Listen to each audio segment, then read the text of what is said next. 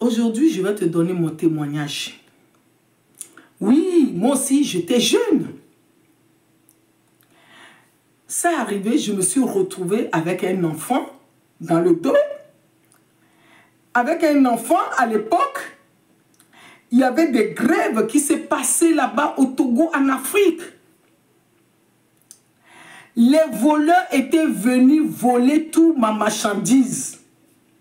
Et c'est dans ça que Dieu m'a donné un enfant. Maintenant, où je vais trouver l'argent pour élever cet enfant? Tu t'imagines? Moi qui faisais mes business très jeune. Oui, j'ai commencé à faire mes affaires, vendre avec mes parents très jeune. J'étais une grande vendeuse pour mes parents. Ah, voilà. Et j'étais retrouvée dans les problèmes. L'enfant avait des problèmes de santé. Le papa de l'enfant, il avait voyagé. Après, bon, il ne travaille pas. Même au voyage, oui. Et non, il avait voyagé, mais il est revenu. Lui aussi ne travaillait pas.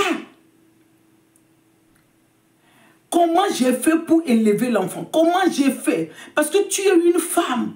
Tu es dans un pays. Tu as des problèmes d'argent. Tu as des problèmes d'argent chroniques. Peut-être tu te retrouves avec un enfant qui a des problèmes de santé. Ou tu es seul avec cet enfant, il n'y a pas de papa. Peut-être c'est quelqu'un qui t'a enceinté, la personne ne t'occupe pas de l'enfant.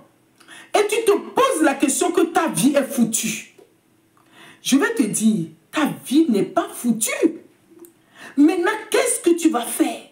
Tu vas aller à l'intérieur de toi. Tu vas fermer ta porte. Et tu vas dire quel est le potentiel qui est en toi. Qu'est-ce que tu peux vendre? Non, je ne te demande pas d'aller faire la prostitution. Je ne te demande pas d'aller vendre ton corps. Quels sont les dons qu'il y a en toi que tu peux vendre? Quel est ce potentiel? Tu sais ce que moi j'avais fait? Malgré mon niveau, j'avais accepté d'être humilié. J'étais parti au port, aller chercher les friperies, aller chercher les habits friperies et à ramener au marché, commencer à vendre. Les gens qui me connaissaient, les gens, ils ont vu, ils m'ont vu. Il y a un monsieur, il me connaissait, un jeune, il m'a approché, il me dit, non, Maggie, pourquoi tu fais ça? Je dis, mais qu'est-ce que je fais? Elle dit, mais toi, tu ne peux pas vendre des friperies au marché comme ça. Je dis, mais, hé, gars, laisse-moi. Je lui ai dit de me laisser. Parce que, au lieu, je préfère vendre la friperie que d'aller faire la prostitution. Ce n'est pas que je n'avais pas de moyens. Je n'avais pas de moyens pour faire la prostitution. Les hommes me draguaient. Ce n'est pas maintenant que j'ai vieilli. J'ai pris du poids. J'étais mince. Les gens m'appellent Miss à l'époque. Ah oui. J'avais tous les atouts pour pouvoir le faire. Les gens me draguaient, les hommes mariés, bien sûr, pour pouvoir prendre soin de moi, occuper de moi. Mais je préfère développer les talents que j'ai. J'ai acheté avec 10 000 francs CFA. Ça fait 15 €. Des fois, 20 000 CFA, ça fait 15 €. J'allais au port. J'achetais les friperies. Je venais au marché pour vendre. Comme les gens me kikinaient trop au marché, les gens qui me connaissaient, Maggie, ce n'est pas de ton domaine, gna gna gna, les gens ne vont pas te donner l'argent, mais ils vont te décourager. Qu'est-ce que j'ai fait? Il y a un ami qui est venu me donner 50 000 CFA. Ça fait 75 € d'ici. Je suis retourné au marché. J'ai commencé avec mon frère, j'ai donné 30 000 à mon frère. J'avais gardé 20 000 à la maison avec mon fils. Et les 30 000, mon frère achetait des frigos pour vendre. Après, moi-même, je suis retourné au port pour pouvoir aller vendre des frigos. Et les gens m'appelaient, j'étais nana aussi de frigo. Je n'étais pas seulement les nanas belges pour vendre des pagnes avant que mes parents vendaient.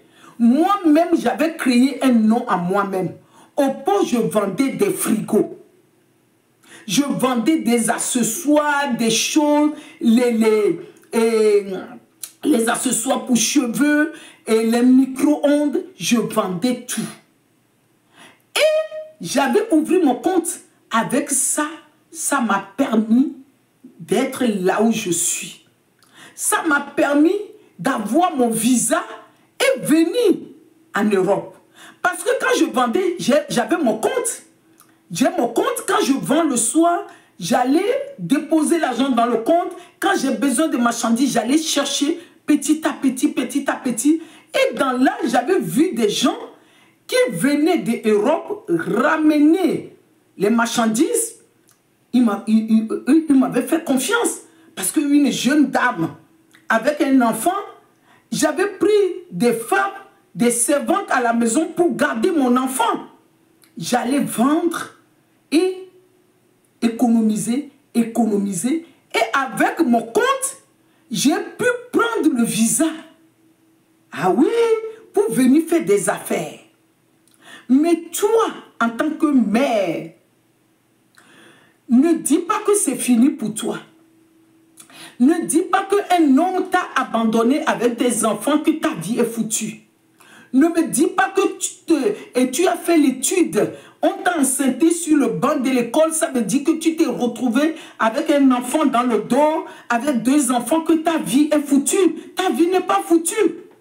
Écoute mon témoignage. Écoute ce témoignage.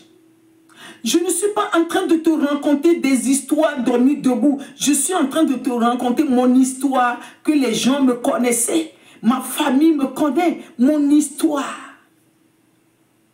Mon histoire. Parce que imaginons un peu, un petit pause. À 18 ans, j'étais en France. Oui. À 18 ans, j'étais en France. À 19, 18 ans et demi, j'étais en France. J'étais retourné en Afrique. Et d'avoir tout ce problème. Mes parents vendaient des pagnes. J'ai travaillé avec ma tante. Elle vendait des pagnes. À 17 ans, vous savez combien de lots je peux ramasser? 17 millions. Moi seul, je peux aller au marché, aller vendre pour mes tantes, rentrer à la maison avec 5 millions, 3 millions à l'époque. Mais à un moment donné, tout ça est fini. À 24 ans, tout ça est terminé. Ce sont des passés. J'avais accepté le présent et travaillé sur le présent. Et aller chercher à la source, au plus profond de mon Créateur. Qu'est-ce qui est en moi? Qu'est-ce que je peux faire maintenant? Oui, je ne dis pas que c'est facile. J'avais passé par les moments difficiles. J'avais passé par les moments que je n'avais rien à manger. Oui, en ce moment, je regardais mon enfant. Je me suis dit, mais comment je vais faire pour pouvoir manger demain avec mon enfant? Parce que tout était fini. Mais dans ça, ce n'est pas seulement l'ami qui m'avait donné 50 000 pour aller commencer à vendre. J'avais un autre ami qui avait pris en charge mon fils. Tous ces traitements de 100 000 par mois, 200 000 par mois, 300 000 par mois, c'est quelqu'un qui le payait pour lui. Parce que vous savez comment cette personne, cet ami, je l'avais rencontré pour pouvoir payer tous les traitements pour mon fils. Je vais le dire un autre jour. C'est pour encourager quelqu'un, pour dire, en toi, il y a des potentiels, tu as des dons. Oui, mais dans ce moment difficile, que je n'avais plus de revenus, moi qui croyais que ma vie était tracée, que je n'avais plus rien, que j'avais fait l'enfant à quelqu'un aussi qui n'avait rien, que j'avais fait un enfant qui avait des situations d'handicap invisibles, que j'ai besoin de médicaments, j'ai besoin de manger, j'ai besoin de s'occuper de ma servante. C'est en ce moment que quand je me lève le matin des fois, je suis obligé de demander à mon frère, je dis, mais tu peux me donner 1000 francs pour que moi et mon fils, nous puissions manger. Quelqu'un est venu chez moi à la maison pour me rendre visite. En partant, la personne m'a dit, Magui, tiens 50 000 pour manger, toi et ton fils. J'ai dit, hé, 50 000, c'est comme 50 millions. C'est ce 50 000 qui m'a fait que je suis ici. Si je me dis, je suis entrepreneur, je suis coach aujourd'hui, je suis entrepreneur, mais je ne suis pas seulement entrepreneuse, je suis mentor. Parce que tout ce que je te dis, tout ce que je te dis, c'est ce que moi-même j'ai traversé. Oui, j'ai senti de ne pas pouvoir manger toute la journée. Quelqu'un, parce que si ta vie, tu as déjà touché l'argent, et maintenant tu es là, tu n'as plus d'argent, c'est plus difficile que quelqu'un qui n'a jamais touché l'argent. Moi, à 18 ans, j'étais à Paris, j'étais au Gabon. Et de mon enfance, j'étais au grand marché avec les parents. Jusqu'à ce que les parents aussi sont tombés malades. Ça veut dire que mes parents sont tombés malades. J'avais pris la marchandise. Mais à 18 ans, j'ai voyagé. Mais en revenant au pays, non, je vivais ma vie bien. Et à un moment donné, comme j'ai dit, les voleurs ont tout volé, il y a des grèves, et je me suis retrouvée avec un enfant dans ce moment difficile. Ton état d'esprit, je crois que c'est ça la vidéo, ton état d'esprit va t'amener à aller prendre des potentiels qui est caché, le trésor qui est caché dans la boue que tu es. Quand tu es dans la boue, il y a des trésors. Dans la boue que tu as, les trésors qui est caché en toi, ton état d'esprit va t'amener à aller chercher cet trésor-là. C'est ça que j'avais fait. Les gens ne se rendent pas compte. Je commençais à vendre au port, aller déposer l'argent tous les soirs à la banque, aller prendre le lendemain, aller prendre jusqu'à ce que les gens commençaient à me donner la marchandise. 1 million, 2 millions, je vendais, je mettais l'argent à la banque. La personne vient, Magui, paye-moi, je vais à la banque, je la paye. Quand la personne vient ici en Europe, la personne achète la marchandise. Dès que la personne arrive, la personne dit, c'est Magui que je vais vendre. Elle dit, Magui, je suis là. Je t'ai ramené telle marchandise. Mais viens voir, je vais te dire les prix. Si tu n'es pas d'accord pour les prix, je vais vendre à quelqu'un d'autre.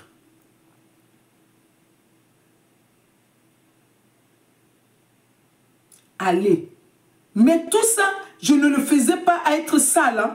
Je le faisais, j'étais pimpin. Quand les gens me voyaient, les gens ne se rendaient même pas compte que l'argent n'est plus là. Oui, c'est ça aussi qui va te permettre aussi que les gens vont te faire confiance pour te donner le marchandise. En tant que jeune fille, en tant que maman abandonnée, maman déprimée, maman avec des blessures, maman abandonnée, maman trahie, tu as encore des potentiels en toi, des bonnes choses, les trésors, tu as des trésors en toi dans la boue que tu traverses, dans la honte que tu traverses, dans l'abandon que tu traverses, tu as des trésors. C'est ça que j'ai envie de partager avec toi. Tiens bon, courage à toi, tiens bon, persévère. La résilience dans le moment difficile. Coach Magui, mentor